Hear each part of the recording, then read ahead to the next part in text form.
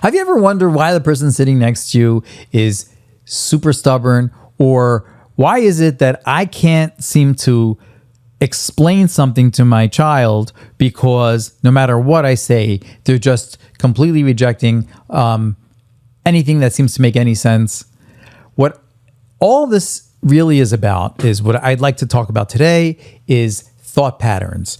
Our brain is phenomenal. It's a powerful machine that we have very little understanding of, but the little bit that we can understand are the fact that we have all different kinds of thought patterns in our brains, and those thought patterns impact our behaviors and impact everybody's behaviors.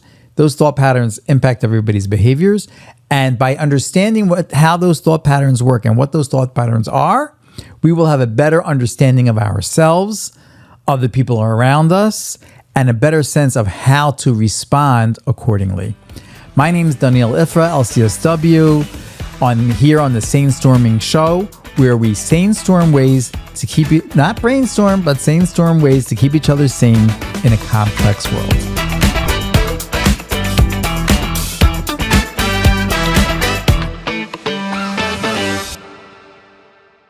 We all know how wonderful the human body is and all the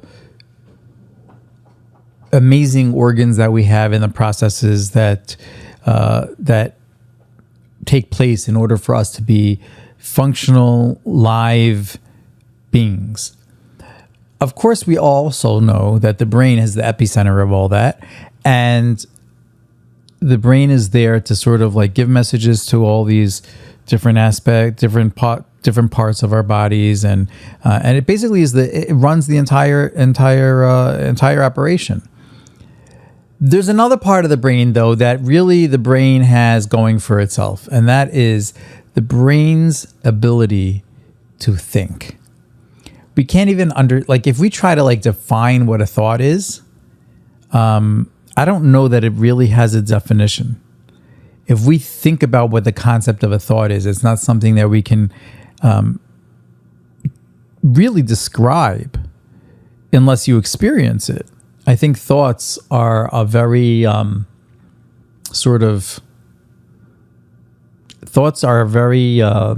broad phenomena that takes place inside of our heads.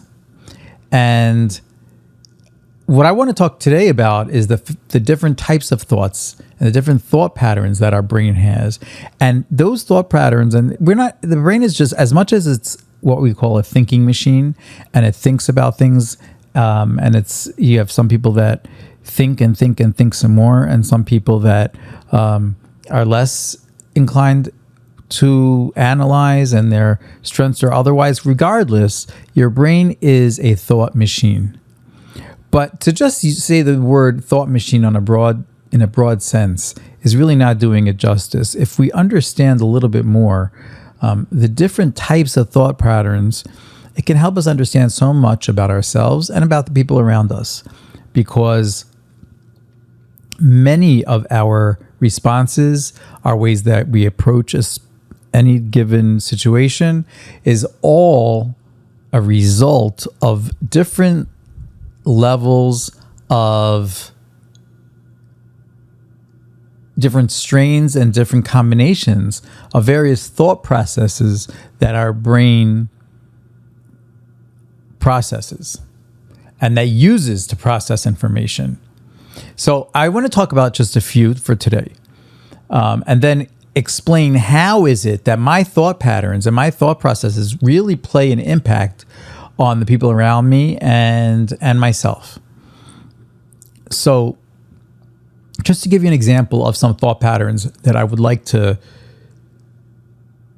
categorize, we have the most common one that we can think of is logic versus emotion, right? Logic is sort of using the side of your brain that makes sense. 1 + 1 = 2, right? You didn't need our brain to come up with 1 + 1 = 2. It's a fact. 1 + 1 does equal 2. And the same is with any kind of equational piece of information.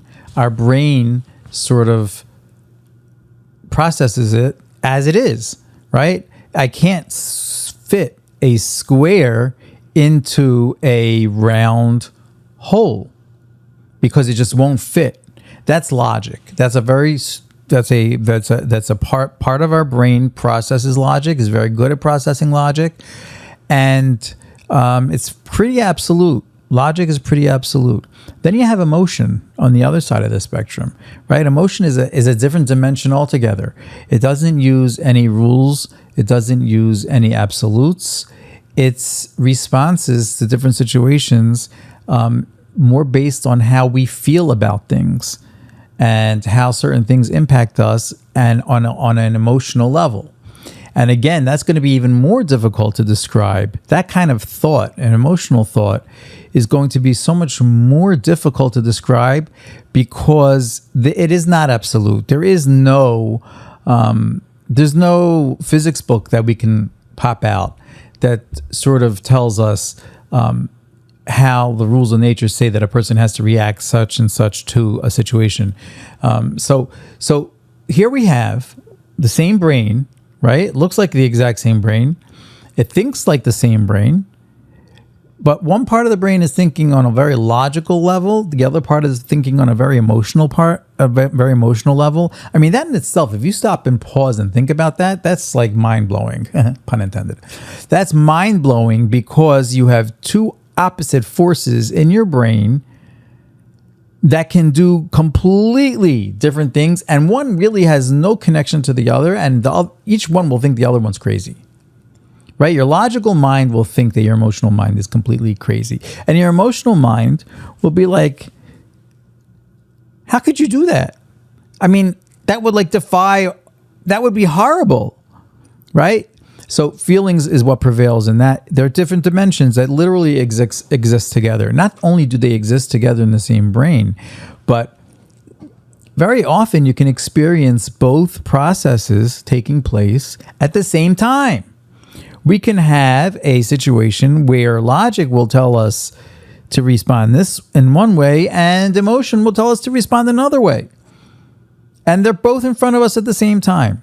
But even more than that, more profoundly, isn't the fact that they both exist in our same brain at the same time, but it's more the way they come together. These opposing thought processes, right? Let's talk about logic and emotion again. They're very opposing forces, but yet they come together to form a humanistic experience. And that humanistic experience is how we respond during difficult times. We need to keep our logic intact. Plus, we have our emotion, we have our empathy together. And we're constantly using these things together that as opposite forces as they may be, when they come together, it's almost in like some sort of perfect harmony that they keep each other in check and allows us to be human about almost anything. Just to give you a real quick example, let's talk for a minute about let's talk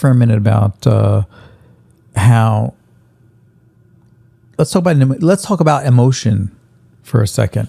You can have opposing emotions. A person could be really happy by a really happy occasion. Let's just say you have a very unfortunate situation where somebody lost a loved one.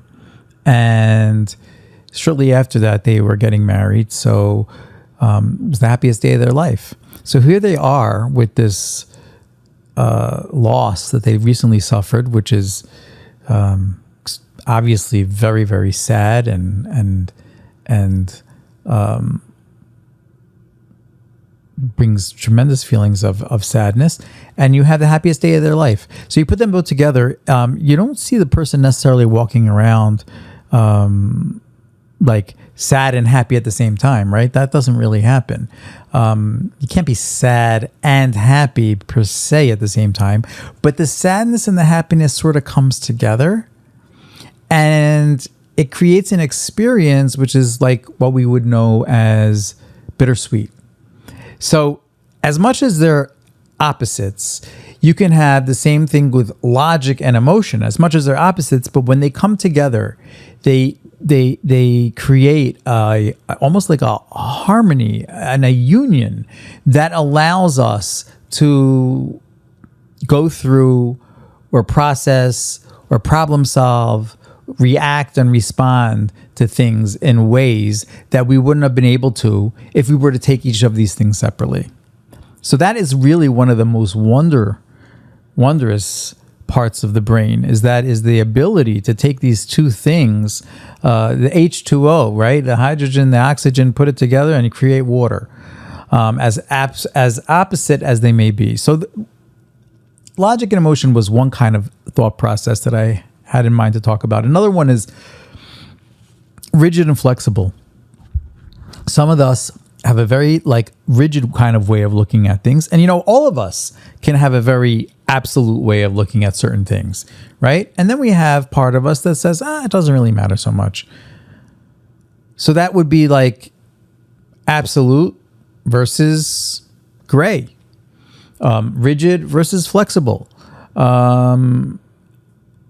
If I'm somebody who's very, very rigid and I need to be somewhere at 1:30 on the button, so the appointment was for 1:30, not for 1:29, not for 1:31.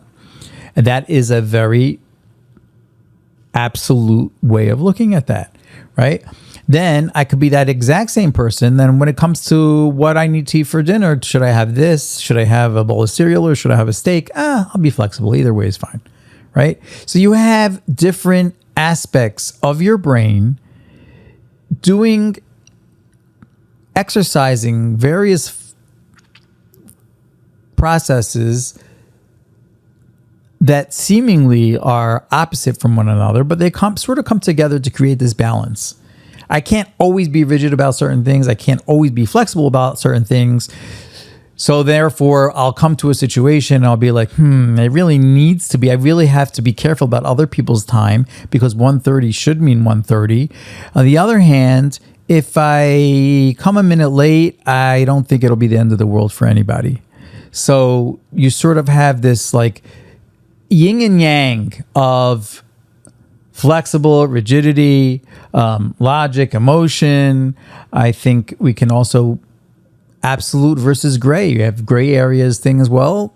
Let's talk about good and bad, good and evil, right? Permitted or forbidden. Those are the absolutes, and they exist. There are things. There are definitely times that we need to use our absolute muscle. But then there's also times that absolute muscle, it doesn't fly because there's a middle ground. There might be good aspects, but there's also unhealthy aspects. And we couldn't possibly characterize it as either being good or bad, right? So my life is terrible. Okay, but are you being absolute?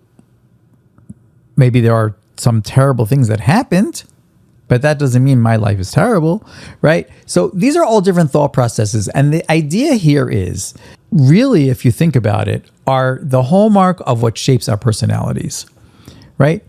I'm not saying it's the only thing that shapes our personalities, but however we got whatever level of these balances in our brain today, that's how we're going to respond and react and treat the people around us and look at the world through those lenses.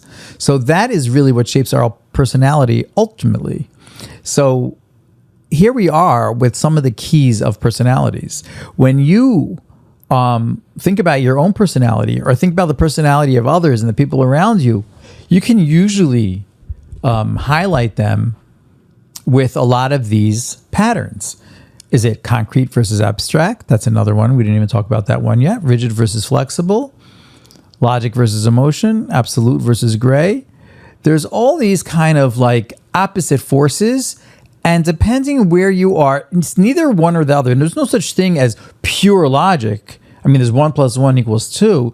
But logic versus emotion, there's a long scale and spectrum there. So you can have only logic, only emotion, but then you get closer a little bit, okay, there's a little tiny drop of emotion in there. Or in the middle, oh boy, it's really a balance of logic and emotion. Or totally towards emotion and I'm a complete basket case and everything else falls out the window.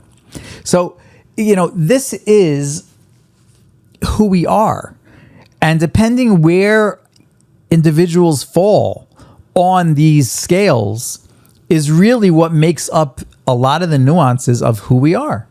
So this is sort of like the Psych 101 for personalities. And once we understand that, it can be really, really helpful. How can it be helpful? It can be helpful because we can better understand ourselves. We can easier understand why certain things to us, where our value system lies, why do we tend to respond to certain things in some ways and other things in other ways, or the people around us. It helps us understand where they're coming from, right? Because if somebody's coming from, I'll give you a good example. Someone just told me about this the other day. So we had this, they had this teacher and they really were trying to get a 90. There was some kind of contest going on. Everybody got a 90, got a special prize. So here you go. This boy really tried really, really hard, put a lot of effort in. And his test mark came back as an 89. Now, granted, I would be really mad. And he was too. And he was also sad. Now, I want to think about that for a second, because on the one hand, we'll just think, well, this teacher is just one of those teachers that are just, right? But are just what exactly? They're just jerks. Okay. And we never want to have anything to do with them. And you know what? We probably won't, because we'll never see them anyplace else besides inside a classroom. They just sort of magically disappear when they leave, and they just magically reappear when it comes time for class. But you never meet these people outside in the hallway, or you never meet these people outside in the store or anything like that. So here we are. This guy got his 89, right? And he's thinking, come on, I couldn't. And I just want to say something. I believe me, if there's anybody that I identify with, it's the 89. It's the fellow with the 89. Because come on. Couldn't give him a 90, right? But then you got to realize a lot of times these teachers, right? Their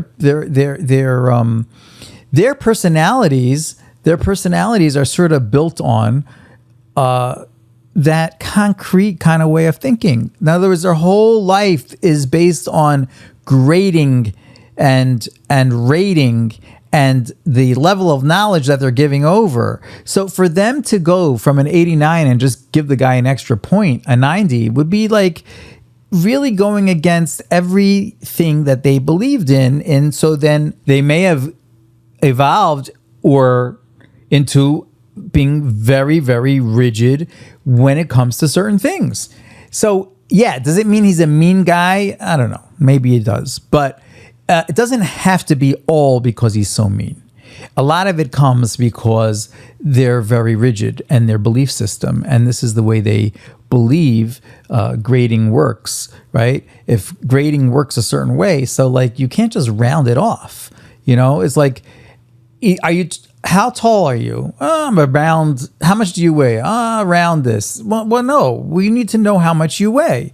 We need to know how well you did on this test. So it's really, they're different. If we could stop and understand and appreciate the way other people view things, then we would probably be less antagonistic towards them, a little bit more accepting towards them, and most of all is that we would have a better understanding of who they are. So that's, I think, a very, very big piece to these thought processes. Now, today we're not going to go into individual thought processes so much and explore them and take them apart of how that may impact your specific particular choice. But there's so much to be said about that. Lots and lots to talk about. But for today, I think it's so groundbreaking for us to be able to just understand that our brain, with all its complexities, right, have very often the scale of opposite forces that are actually working with each other and against each other, and that is what's actually creating who we are as people. Okay, so here's the thing, just as a little experiment. I want you guys to take away some of these concepts that we just spoke about today and see how you might be able to apply it. How might you be able to apply this in your week? Can you identify, for example, just give you an example off the top of your head. You come home and one of your kids are really, really being extremely kvetchy and crying, and you're trying to reason with her and you're not getting anywhere, and everything that you try to do and say is like, wah, wah, right? So, it's frustrating, and it can be very, very frustrating, but you got to think to yourself for a second, hey, 1 second, there's a thought pattern going on over here. Right now, my thought pattern is logic needs to kick in, right? With the significant other that I'm dealing with right now, their thought pattern is that the emotions are what's taking the front seat. Everything else is taking the back seat. So we're basically talking two different languages. Okay, I'm talking two different languages. I can talk till I'm blue in the face. That's not going to really make an impact. So being able to take these ideas and sort of apply them, whether it's a conflict that we're having with another person, whether it's just trying to understand another person a little bit better, or really to understand ourselves. Why was I so snappy about the fact that something didn't go the way I expected it to go, right? Was it because I was looking at it as a very absolute way? Was I being very concrete when I expected things to be a certain way and they just weren't? So there's so many different things that we can do with this, but I just think if you were able to give it a try, see what you can come up with, again, for the next couple days, see how and when you might be able to apply some of these ideas to help you have a better understanding of what's actually happening, whether it's within yourself or whether it's within people around you.